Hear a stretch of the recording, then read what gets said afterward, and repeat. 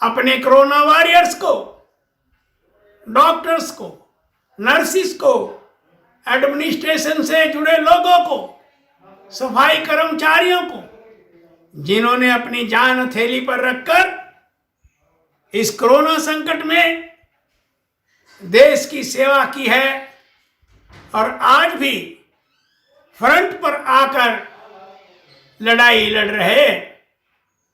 मुझे बड़े दुख के साथ कहना पड़ता है कि जहां एक तरफ तो सारा देश कोरोना संकट के लिए मिलकर लड़ाई लड़ रहा है, वहीं पर ही नेहरू खानदान के श्रीमती सोनिया गांधी, राहुल गांधी, प्रियंका गांधी हुल जुलूल बयान देकर देश में अराजकता पैदा करने की कोशिश कर रहे हैं। अगर इन विपक्षी लोगों की ओर से कोई भी सकारात्मक सुझाव आते हैं तो मोदी जी उन पर अमल करने के लिए तुरंत तैयार रहते हैं। कभी ये कहते हैं कि राज्यों की अनदेखी हो रही है। राज्यों की अनदेखी हम कैसे कर सकते हैं? भारत एक प्रजातांत्रिक देश है। यहाँ की सरकार का फेडरल स्ट्रक्चर है।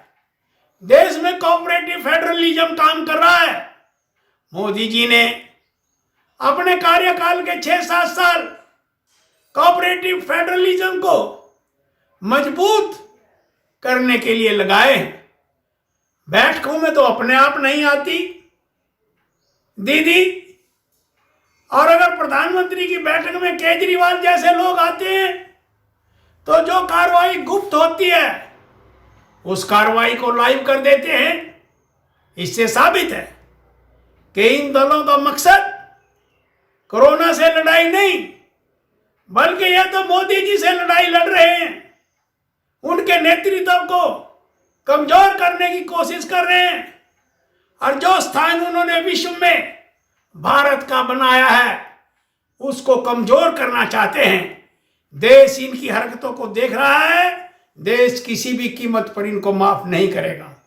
मैं सभी देशवासियों से ये अपील करता हूं कि वो इन विपक्षी दलों की बातों में ना आए और मोदी जी के नेतृत्व में विश्वास रख के भारत को बुलंदियों की ओर ले जाएं।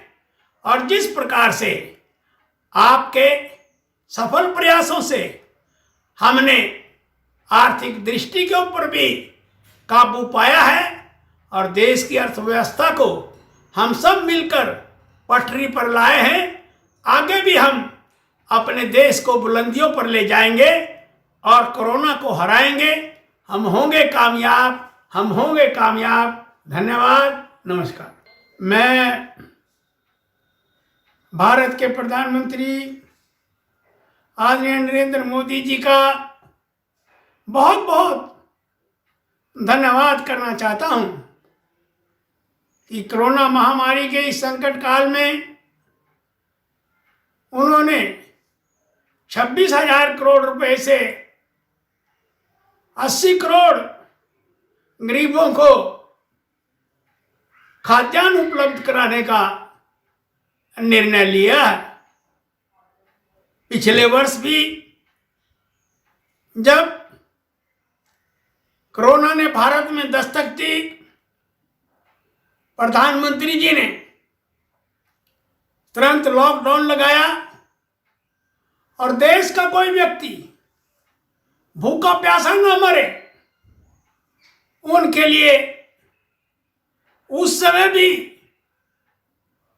27 लाख करोड़ रुपए के एक साल में 5 पैकेज दिए। खाना देने वालों को खाना दिया गया और दवाई देने वालों को दवाई दी गई। मास्क, वेंटिलेटर्स, पीपीई किट्स देने वाले को वो सभी सुविधाएं प्रदान कराई गई और भारत ने सारे विश्व में कोरोना पर अंकुश लगाने में लीड ली।